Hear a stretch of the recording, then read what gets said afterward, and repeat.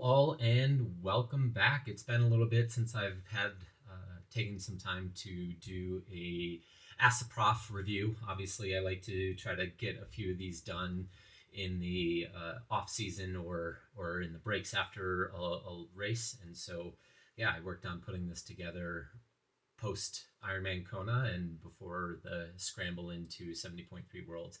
So today's episode is going to talk about a new partner of mine, Darefore. And I'm sure many of you have not heard about this. I've been testing with them since they were in early beta mode, and they've come a long way. It's been a lot of fun to be a part of this journey and just see how quickly they're able to make some improvements and take the suggestions that I've been making and quickly make those changes as they roll out this product. Darefore is a real-time tracking device. It also has its own hub, which gives a lot of data and analytics. You can use it indoor, outdoor. It works seamlessly with your Garmin right now, possibly more devices to come. But if you don't have a Garmin, you can always use your phone to give you that real-time feedback as well. It is pretty simple to set up.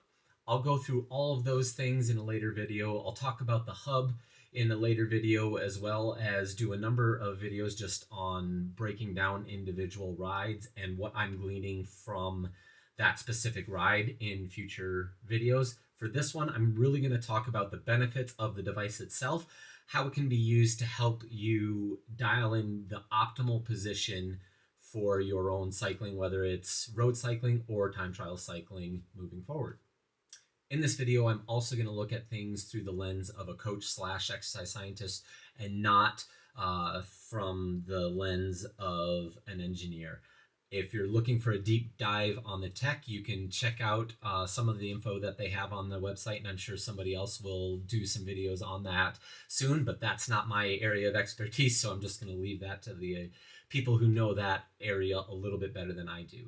What I can tell you is that in a nutshell, the Darefore unit gives real-time feedback to your phone or your Garmin. The accuracy claims are plus or minus 0.01 degree. It has its own hub, which gives you detailed analytics over each ride and even each build. Like I said, I'll go into the hub more on future videos, but for today, I'm going to focus on the use case for this product. We all know that aerodynamics are extremely important while we're riding, but we also know that the optimal aerodynamic position might cause some challenges with breathing or with just producing the same amount of power. And so we have to find that balance. And with the Darefore, we can really get info real time and be able to analyze it after the fact that can help us really dial into that balance. So as an athlete, you're getting real-time data. As a coach, you're getting data after the fact that can really help you make decisions to decide if the current position needs to be adjusted or if you're happy with how things are going right now. You can also track this over the course of the season to make sure that the adaptations that you're wanting in being able to hold the position for longer period of times, being able to stay in that position through long blocks, as well as possibly giving you information on when it's okay to come out of aero if you're climbing a hill, for example. So all those are things that we're going to talk about today. There's been a couple different relevant studies to this device that have been pushed out recently. A 2015 study looked at how body torsal angle affects oxygen uptake. There's also been a study a little bit more recent that followed elite time trial cyclists and followed their adaptation to a more aggressive time trialing position throughout the season.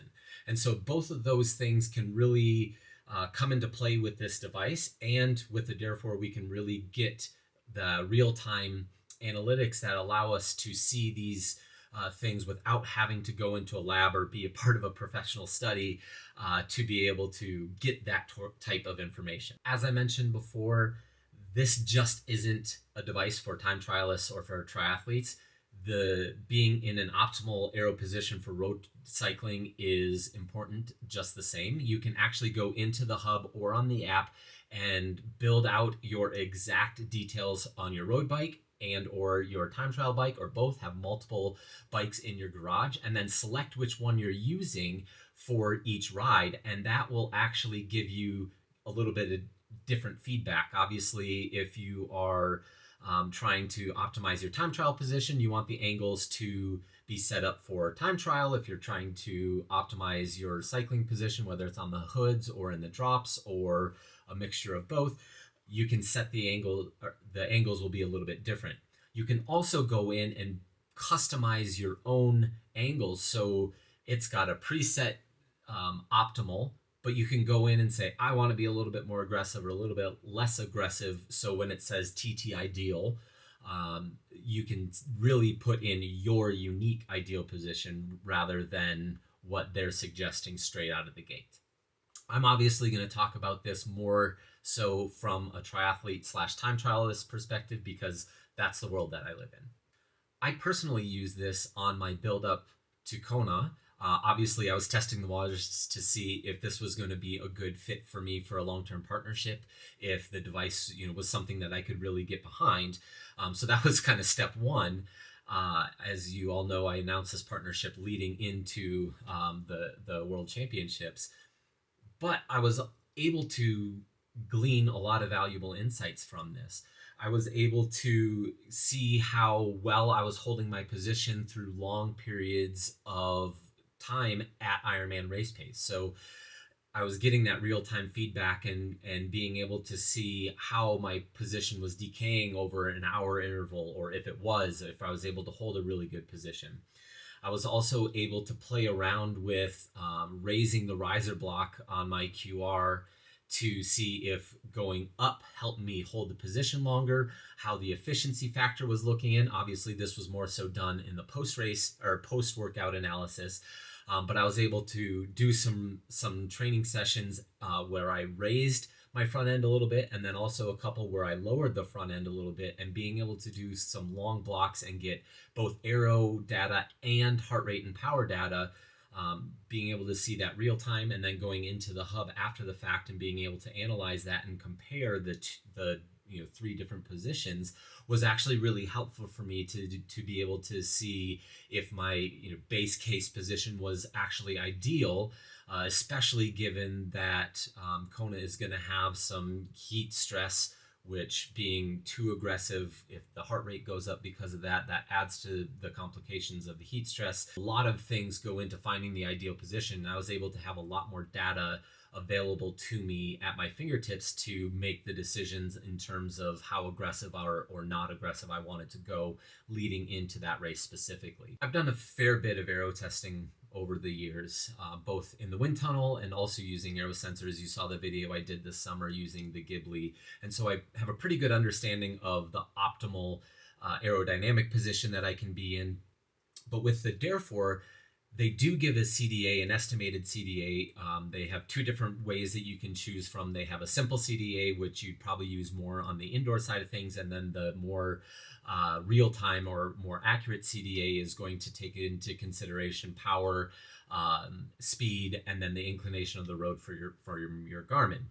Obviously, there's a few things that aren't accounted for it with this, in terms such as wind direction and speed, tire pressure, and the road surface. So it's not 1,000% accurate, but it is going to allow you to see changes from ride to ride if you're using it in a build, and it also will give you the ability to see if your CDA is decaying over longer intervals. You can overlay this and look at the files in the Darefore Hub and compare ride to ride, but also see how your CDA is changing as you go uphill or as you go downhill, and how that's affecting your efficiency factor, and really do a lot of analysis. And I'll go into this in a lot more depth in future videos, but that's where the value of this it becomes really apparent, is being able to show what the changes are, both as an athlete and a coach, throughout longer intervals, and being able to hold that position.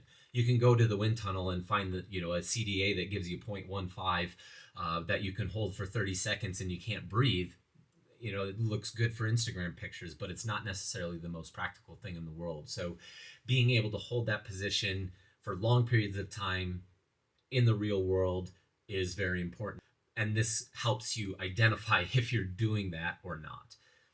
It can also help you learn when it makes sense to sit up and produce a little bit more power, because the speed drops so much that air resistance isn't that much of a factor. So those are all valuable insights that you can take from using this device. Like I said at the beginning, having an ideal position on the bike, whether it's time trial or road cycling, is very important. But what's ideal? Is it the most aerodynamic? Is it the most efficient in terms of power to heart rate? Or is it somewhere in the middle? And using the Darefore sensor as well as the whole Darefore ecosystem can really help you identify that. That's all I have for this video. Make sure you subscribe to the channel to see future videos that give a breakdown of the Darefore Hub specifically, as well as individual file breakdowns from rides or races that I'll do to show really the power and the value of this device. You can also check them out and score a discount with a link in the description. We will see you next time.